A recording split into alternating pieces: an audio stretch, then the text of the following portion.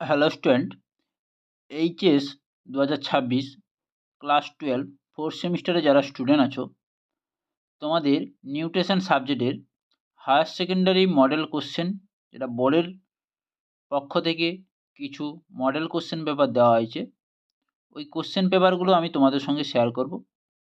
তাই ভিডিওটি তোমরা লাস্ট পর্যন্ত দেখতে থাকো। কী কোশ্চেনগুলো বোর্ডের তরফ থেকে দেওয়া হয়েছে। বোর্ডের তরফ থেকে দুটো সেটের কোশ্চেন দেওয়া আছে, ওই দুটো সেটের কোশ্চেন আজকের এই ভিডিওর মাধ্যমে আলোচনা করব।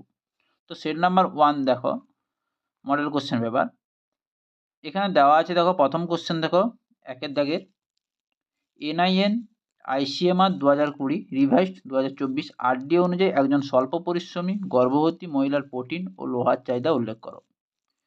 সেই সঙ্গে অথবা দেখো কোলোস্ট্রাম শিশুর প্রথম প্রতিষেধক টিকা, উক্তিটি যথার্থ দুটি যুক্তির মাধ্যমে দাও। নেক্সট কোশ্চেন দেখো মায়োকার্ডিয়াল ইনফ্রাকশন বলতে কী বোঝো। সেই সঙ্গে অথবায় দেওয়া আছে আইবিএস এর পুরো কথাটি কি, এই রোগের পথ্যের মূলনীতিটি লেখো। সিট দাগের কোশ্চেন দেখো এমডিএম প্রকল্পটিকে বর্তমানে কোন নামে অভিহিত করা হয়। সেই দাগের অথবা দেখো অনুপূরক খাদ্য প্রদানের দুটি সুফল উল্লেখ করো। ডি দাগের কোশ্চেন দেখো অস্টিওম্যালাসিয়া ও রিকেট রোগের দুটি পার্থক্য লেখো। সেই দাগেরই অথবা টিকার দ্বারা প্রতিরোধ করা যায় এমন দুটি রোগের নাম লেখো। এবার দেখো সিট দাগের কোশ্চেন, একজন তরুণীর দৈনিক মোট ক্যালোরির গ্রহণ হলো 2400 কিলো ক্যালোরি। দেওয়া আছে শর্করা ইস্টু প্রোটিন ইস্টু ফ্যাট, দেওয়া আছে 6:2:2:2। তাহলে তরুণটি গৃহীত খাদ্যে প্রোটিন ও শর্করার পরিমাণটি নির্ণয় করতে হবে তোমাদের। বোঝা গেল? এটা গেল 2 মার্কের কোশ্চেন। এবার দেখো 5 মার্কের কোশ্চেন। 5 মার্কের কোশ্চেন প্রথম দেখো গর্ভাবস্থায় প্রোটিন, ক্যালোরি ও ক্যালসিয়ামের বর্ধিত চাহিদার দুটি করে কারণ উল্লেখ করো। সেই দাগেরই অথবা কোন কোন অবস্থায় একজন প্রসূতি মা শিশুকে মাতৃদুগ্ধ থেকে বঞ্চিত রাখতে বাধ্য হন। গর্ভবতী মায়ের অপুষ্টি কীভাবে গর্ভস্থ ভ্রূণের পুষ্টিকে প্রভাবিত করে। নেক্সট কোশ্চেন দেখো শিশুকে মাতৃদুগ্ধ পান করানোর পুষ্টিগত, শারীরবৃত্তীয় এবং মনস্তাত্ত্বিক সুবিধাগুলি সংক্ষেপে আলোচনা করো। সেই দাগের অথবা এআরএফ এর পুরো কথাটি কি, একটি 1 বছরের শিশুর উপযুক্ত যে কোনো দুটি তোলা খাবারের নাম লেখো। জিওআর সম্পর্কে সংক্ষিপ্ত আলোচনা করো। সি দাগের কোশ্চেন দেখো যক্ষ্মা রোগের জন্য দায়ী জীবাণুটির নাম, এই রোগের দুটি প্রধান লক্ষণ উল্লেখ করো। পথ্যের মাধ্যমে কিভাবে যক্ষ্মা রোগীর চিকিৎসা করা হয়। সেই দাগের অথবা দেখো ডায়াবেটিক ডায়েটের মূল নীতি কী হওয়া উচিত। কোষ্ঠকাঠিন্য রোগীর একটি পথ্য তালিকা প্রস্তুত করো। ডি দাগের কোশ্চেন কোয়াশিওকর ও ম্যারাসমাসের পার্থক্য, এসএএম পুরো কথাটি লেখো।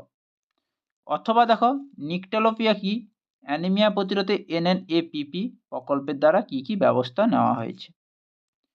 ঈদ দাগের কোশ্চেন দেখো পুষ্টি শিক্ষা বলতে কী বোঝো। পুষ্টি শিক্ষায় ব্যবহৃত যে কোনো দুটি দর্শন ও শ্রবণের মাধ্যমে গুরুত্ব আলোচনা করো। দর্শন ও শ্রবণ মাধ্যম গুরুত্ব আলোচনা করো। অথবা দেওয়া আছে টিকা লেখো, ইউনিসেফের কার্যাবলী এবং সিআইএনআই। বোঝা গেল? তাহলে এই ছিল সেট 1-এর 35 মার্কের কোশ্চেন, বোর্ডের কোশ্চেন পত্র এটা। সেট 2-তে দেখো প্রথম 2 মার্কের কোশ্চেনগুলো দেখে নাও। এনআইএন আইসিএমআর 2020 রিভাইস 2024 সালের অনুমোদন অনুযায়ী একজন প্রসূতি জননীর 7 থেকে 12 মাসের ক্যালসিয়াম ও প্রোটিনের চাহিদা লেখো। সেই জায়গায় অথবা মল্টিং কি, মল্টেড ফুডের উদাহরণ দাও। বি দেখো ইন্ট্রাভেনাস ফিডিং পদ্ধতিটি সংক্ষেপে আলোচনা করো।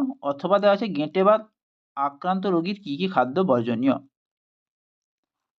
সি দাগের কোশ্চেন দেখো আইডিডি বা আয়োডিনের অভাবজনিত বিশৃঙ্খলায় কোন কোন রোগ দেখা যায়। অথবা সিএফটিআরআই কবে এবং কোথায় প্রতিষ্ঠিত হয়। ডির দাগে দেখো 2013 জাতীয় খাদ্য নিরাপত্তা আইনের মূল দুটি উদ্দেশ্য লেখো।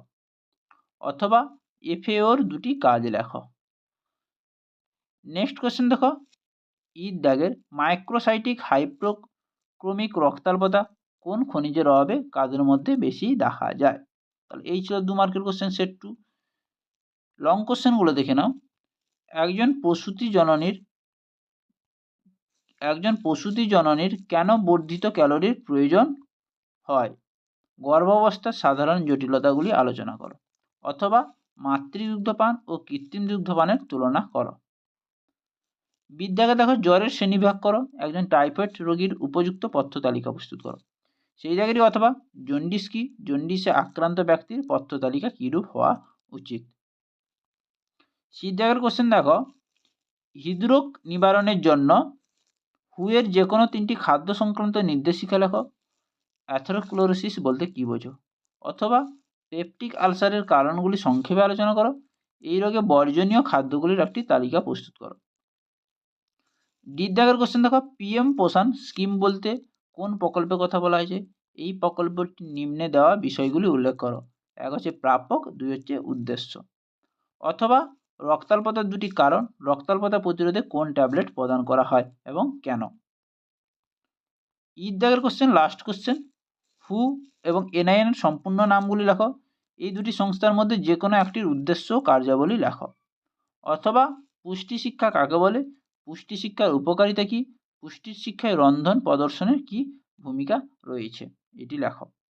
তো বোঝা গেল। তাহলে এই ছিল সেট 1 এবং সেট 2 সমস্ত 2 মার্ক এবং 5 মার্কের 35 মার্কের একটি মক টেস্টের কোশ্চেন, যারা বোর্ডের কোশ্চেন পত্রে দেওয়া আছে, নিউট্রিশন বোর্ডের মডেল কোশ্চেন পেপারে দেওয়া আছে।